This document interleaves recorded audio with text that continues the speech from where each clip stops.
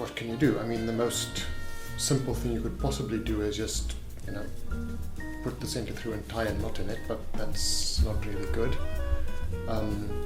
The next way around would be maybe, you know, a round turn and 2 half hitches. There's one, and I mean, yeah, that'll work, you know.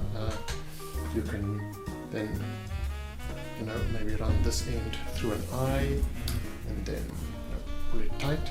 But then when you put on this one, it's sort of opening up the knot and pulling on that one. So that's not ideal either as a single line. You can do a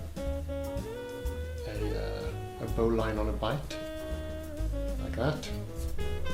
And I mean, that's better than the round turn and 2 half hitches, but still, you know, the 2 lines interfere with each other, so it's not ideal.